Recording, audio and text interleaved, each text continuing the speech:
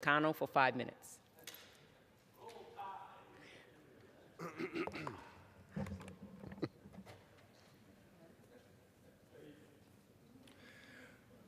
Thank you, Madam Speaker. I rise today because nearly 500 Amtrak workers in Riverside are being forced to uproot their lives or lose everything they worked so hard for, a good, stable union job that pays them well and gives them benefits. This nightmare scenario is born out of a sudden decision by Amtrak to shutter its call center in Riverside and what amounts to a union-busted maneuver to outsource jobs and replace these employees with contractors for lower pay.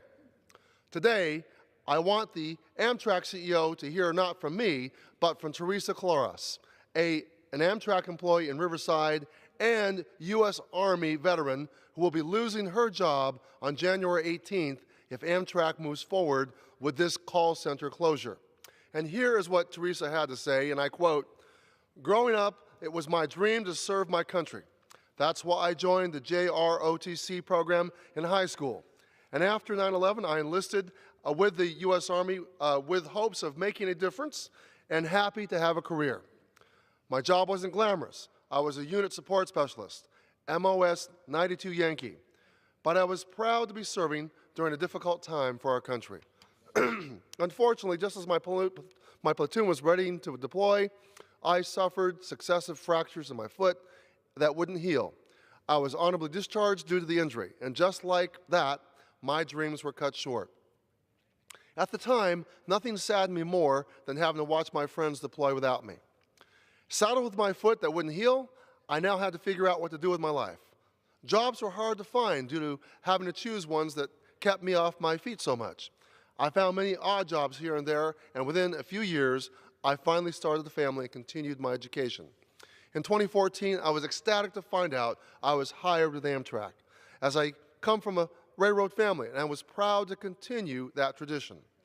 Being able to work at our call center in Riverside was a blessing for my family and me. Amtrak's reputation for its passengers and its employees gave me hope for a brighter future. Living in California is nearly impossible with its high cost of living, especially being a single mother of 2 boys. I was able to take care of my kids on the great benefits and wages at Amtrak. My boys love the train and enjoy our many trips we were able to take. Now, on November 14th, I got a sudden awakening as I got notice that Amtrak would be closing our call center in Riverside. Amtrak reassured us employees our jobs were secure.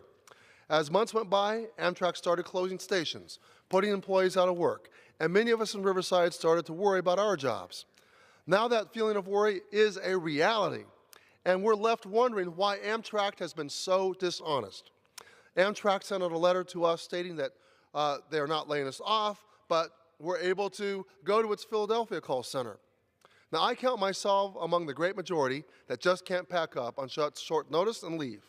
I have small children and share custody, and I can't legally move my kids out of state. I honestly have no idea where my children and I will go. We have a month to figure out where to live, as I can't pay rent without a job, along with this injury that I still deal with every day. I am one of the many employees who are at a hardship, and a few days away from closing, we still don't have any real answers or hope that we will at least have a severance package. Amtrak has been quiet, and I'm still in disbelief that this was once a company that was known for its employee and customer loyalty. Many of us loved our jobs because we were proud of the railroad, proud to wear the name, and proud to help our customers plan their trips.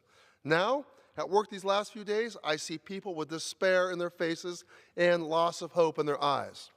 I still have hope that Amtrak will wake up and realize that the direction they're going is hurting its customers and its employees, which are their biggest fans.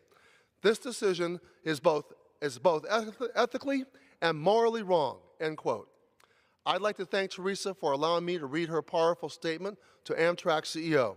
As of today, 39 of my colleagues from both sides of the aisle and I, as well as Senator Feinstein and Senator Harris, have joined Amtrak workers in this fight. We will do everything we can do to fight this closure until the bitter end. Thank you, Madam Speaker, and I yield back. The chair recognizes the gentleman from Alabama, Mr. Brooks, for 5 minutes.